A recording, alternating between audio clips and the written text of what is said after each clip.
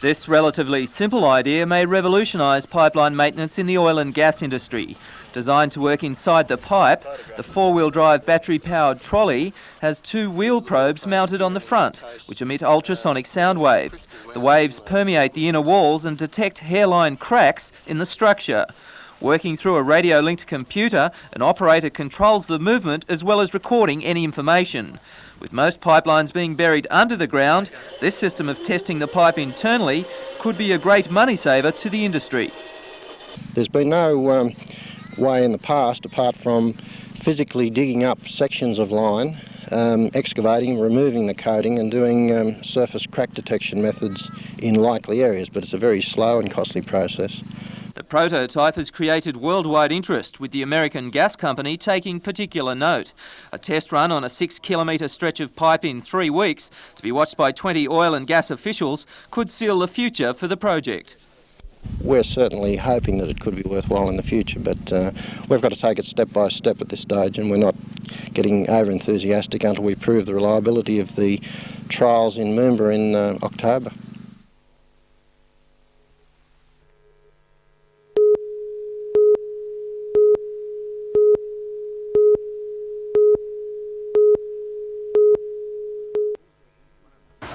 One of the feature events was encouraging the city's white-collar workers to visit the park for some friendly competition. Events included passing the buck, office relay and the power pyramid climb. However, the big pleaser was Miss Kim and Mr Doobie from Romper Room.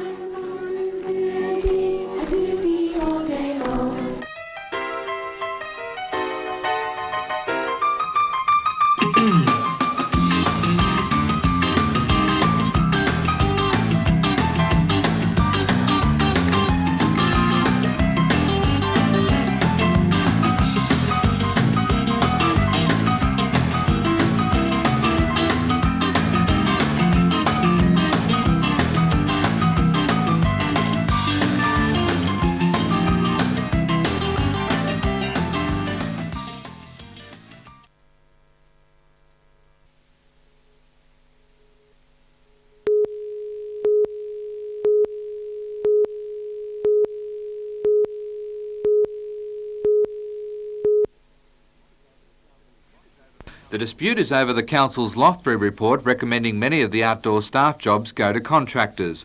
The report suggests it would be cost effective for garbage collection, park and field mowing and some tar and road patching work to be done privately. Besides fears from the 400 staff that they would lose their jobs, there is also concern over the council Christmas shutdown. Many of the staff want to continue working through the festive season, however they claim council won't agree to the proposal. Early today, the outdoor staff decided to extend their 24-hour stoppage to at least Monday. The walkout has halted all garbage collection in the city, road patching and park maintenance. Council tips at Redhead and Awabba will remain open and all charges will be waived during the dispute.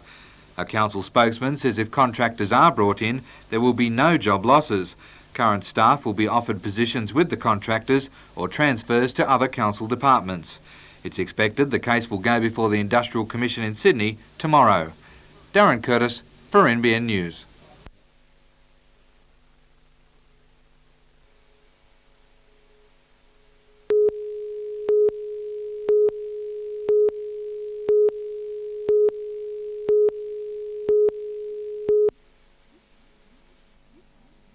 This was the incident filmed by NBN, an unscheduled meeting between a small group of protesters and Housing Minister Shipp.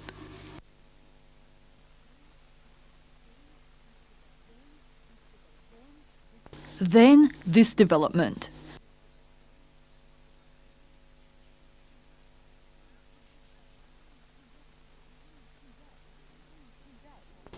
Today, an unrepentant Housing Minister.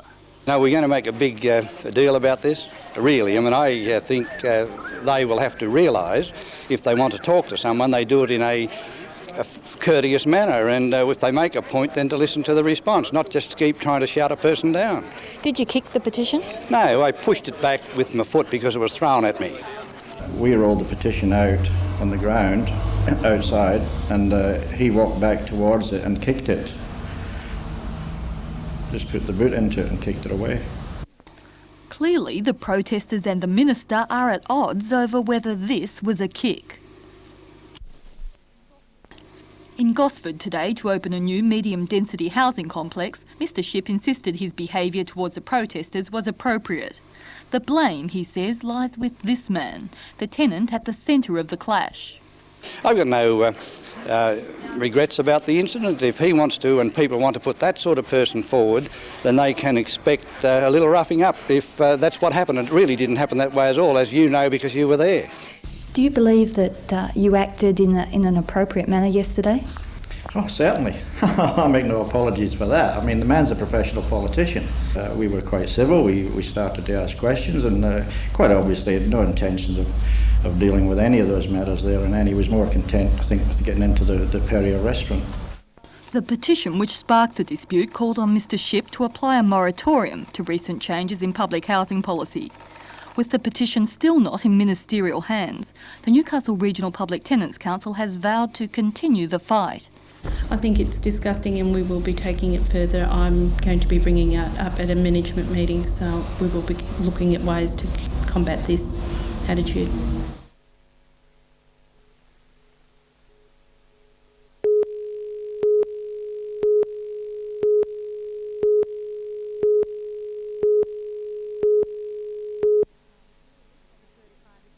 The 35 exhibitors from the Hunter Institute of Higher Education have the theme Art Attack to highlight their determination to be noticed.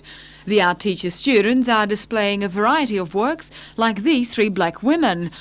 A touch of Van Gogh with a box full of ears made of lifelike latex. A vacant blanket, a creation useful when pretending to be asleep, complete with hip and shoulder curves. A 3-part cartoon of the average family. Spinning timber art. For something closer to home, beach art. Further along, a change of face with more conventional paintings, and proof that anything can be art, a doodle which after hundreds of hours became a masterpiece.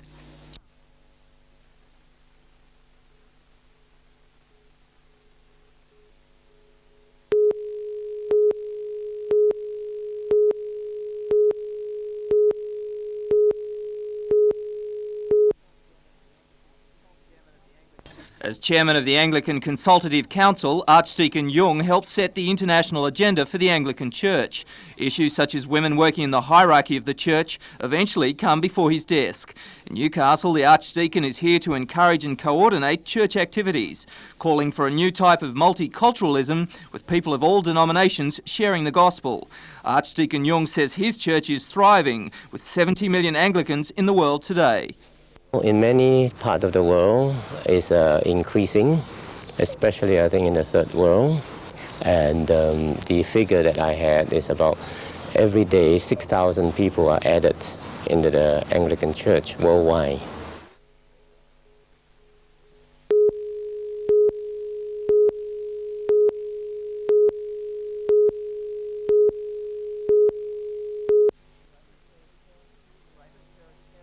Raymond Terrace parents fear their children may be seriously hurt if something isn't done to improve conditions at the public school.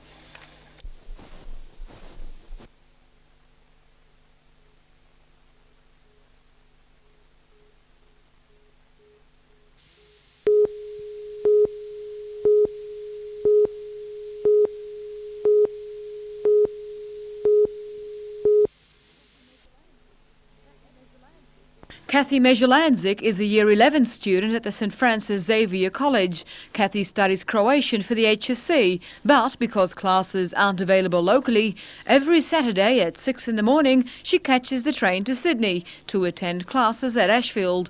It's a 3.5-hour trip, but she says her weekly 3-hour language class is worth it. It goes towards my HSC and also it improves on my Croatian so I don't forget it, and I just don't want to forget it. Kathy's just one of a handful of students who make that weekly journey. The rest of the estimated 400 students who want to study community languages such as Russian, Italian, Polish, Chinese and Vietnamese find the journey too much and end up studying something else instead. Earlier this year, an Education Department survey suggested community language classes were needed. The Ethnic Communities Council, which has been pushing for local classes for 6 years, believed they were to have been established in March this year. The council was soon forced to dash those hopes. We're extremely frustrated, partly because of the extremely long and unnecessary delays in getting responses, in the fact that children, right from the beginning of the year, whose expectations were raised, delayed for a long time making choices as to what subjects they would continue. They were hopeful that they could take on as a proper study choice one of their community languages. They waited for as long as they could, and they finally had to give up that particular dream. Ms Walsh says she's not been given a reason why classes aren't being run and adds she can't get a definite answer from the Education Department whether classes will run next year. The Office of State Education Minister Dr Metherell today said they're still producing a multicultural education plan which won't be finalised for the next few months. They're also completing a curriculum white paper which will include long-term study options. Until an answer is found, students like Kathy Mejolanzik will have to continue their weekly journey to Sydney.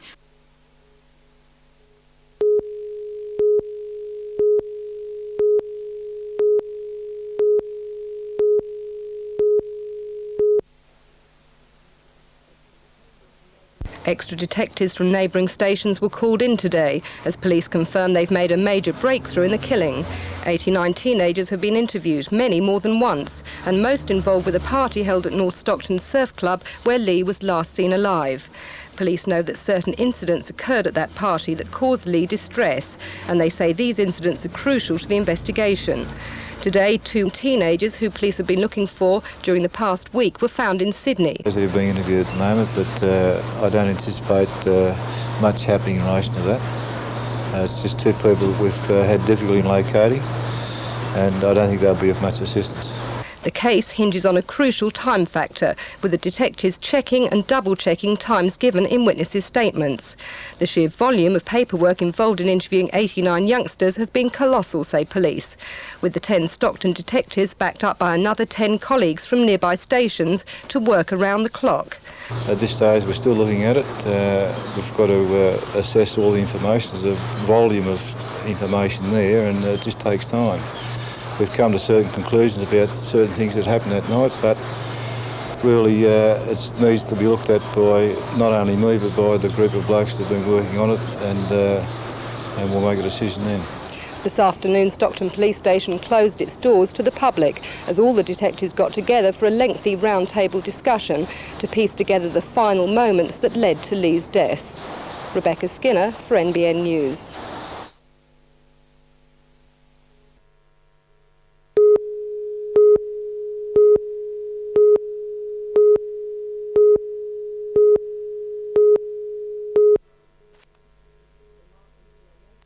The Martyrs Neonatal Unit covers the whole North Coast area of New South Wales, including New England and the Hunter, but it's part of a statewide network of neonatal care. Last year, between 2 and 4 babies each month needing special ventilator cots had to be transferred from the Martyr. In September this year, 2 extra cots were installed at a cost of $2 million, bringing the total to 7. But according to the Martyr's Chief Executive Officer, Dr Diana Lang, staff shortages in Sydney and cot renovations there meant over a 2-week period last month between 9 and 10 transfers were needed. This week, demand for cots has been so great that an emergency cot has had to be set up at the Martyr, though Dr Lang says there are not the extra staff to properly man it. Today, Rutherford mother Anne Beckett, whose baby was taken to Camperdown yesterday from Maitland, says though the hospitals have been wonderful, facilities here are just not adequate. Very hard, but at first they were talking about either Canberra or Melbourne or Sydney, and we had our fingers crossed that we'd be able to sort of have him at Sydney because of the fact that there was no beds at the Martyr. The second transfer was of Janelle King, who went into premature labour at 28 weeks. Facilities here at the Martyr were not available. She was carrying twins and one had previously died. First of all, she was told she'd have to be transferred to New Zealand, but at the last minute that was changed to Melbourne.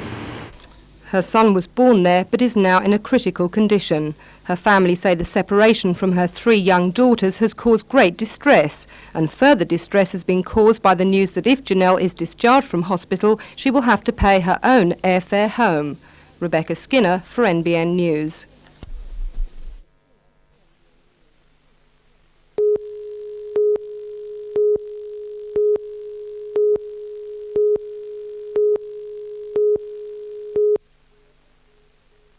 The accident took place here in the number 1 turbine hall. A crew of 3 was working on this heater. When they tried to remove an access door, a blast of steam escaped, severely burning 2 of the maintenance men. A third man and a work-experienced student escaped injury. Elcom is investigating the accident, but at this stage it's not clear just what went wrong. Management say standard isolation procedures were employed to allow the men to work on the heater, but somehow the searing steam was released. In this instance, the isolation consists of closing valves, opening vents, opening drain valves. Just why we have a problem this time, we have to work out. The 2 injured men remain in a satisfactory condition in Royal Newcastle Hospital. They may yet be transferred to a specialist burns unit in Sydney.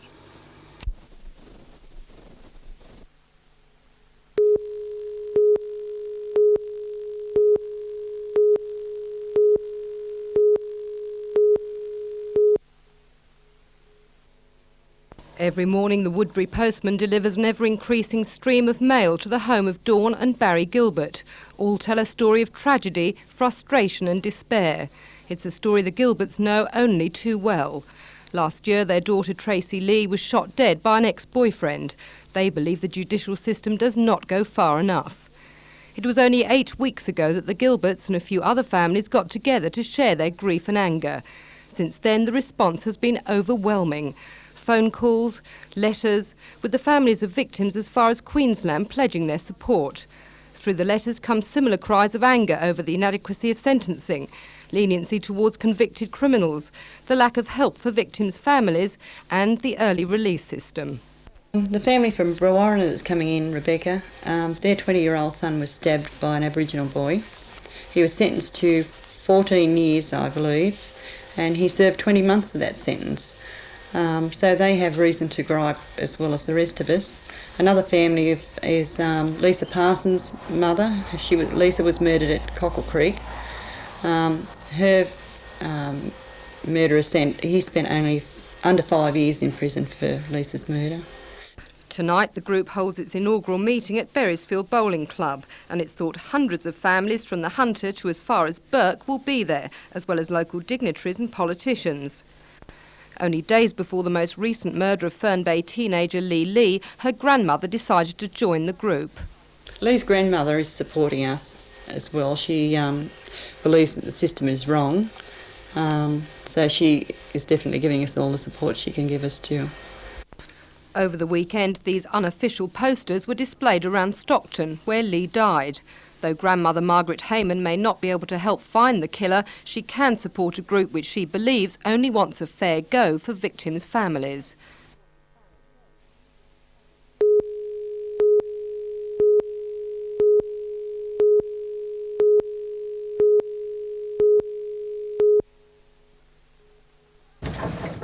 Good afternoon, I'm Jodie McKay in the cockpit of Bert Hinkler's Aviation Terrace.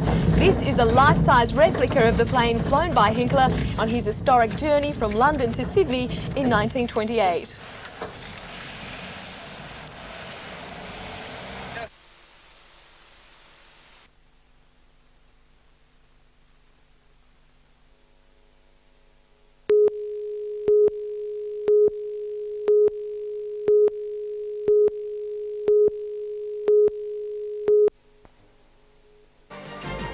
In tonight's news, Carrington Slipways axes as a third of its production staff.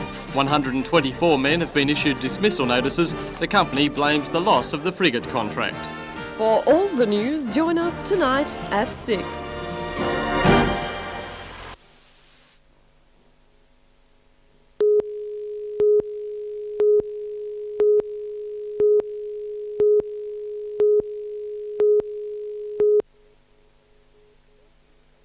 Bert Hinkler was the first man to fly solo from England to Australia. His epic journey in 1928 took 16 days and secured Hinkler a place in aviation history. 60 years on, a Newcastle company has recreated the plane flown by Hinkler, the Aviation Terrace.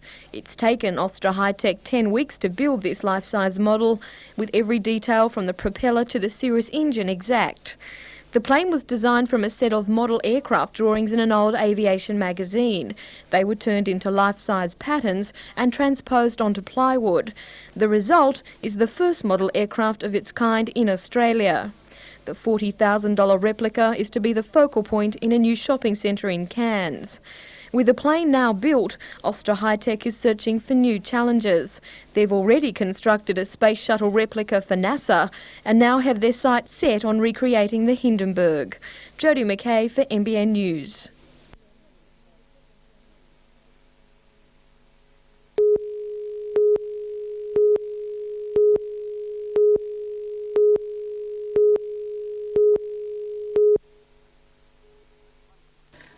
Hundreds of star posts and kilometres of irrigation pipe, a hillside transformed into a vineyard. It's a picture which has been repeated across the Pecolban region this year. Those with money to fund the enormous capital expenses have decided Hunter Valley grape growing is the blue chip investment of the 90s. The land values have gone from perhaps $1,500, $2,000 an acre to $8,000 or $9,000 an acre now. Keith Holder manages 25 new properties, mostly between 2 and 15 hectares. He'll plant those with the popular grape varieties, selling their produce to bigger concerns. The ultimate dream of many, he says, is to bottle their own label. And in coming years, the number of boutique wineries is going to increase dramatically. But as for the land buying, he says that's about over. Basically, the good soil types have been snapped up now. The new owners swelled the ranks at the regular spring seminar held at the Rothbury Estate today. 165 viticulturalists heard lectures, watched demonstrations and took advice from the experts. In that case, you're probably best off with both heads because that enables you to make this head. The focus was on spraying, a vital part of operations, which, according to John Hill, many farmers get wrong. And when we're talking around about $300 or up to $300 per hectare just for chemical use in vineyards, we're talking a lot of money, and 10% failure in that is $30 a hectare, just pure money loss. Part of the answer may be to update. The latest turbo model from Sylvan may do a good job in the field. It'll definitely turn a few heads at the traffic lights. I've told people before at traffic lights that it's a drag racing submarine. But Rosshampton, NBN News.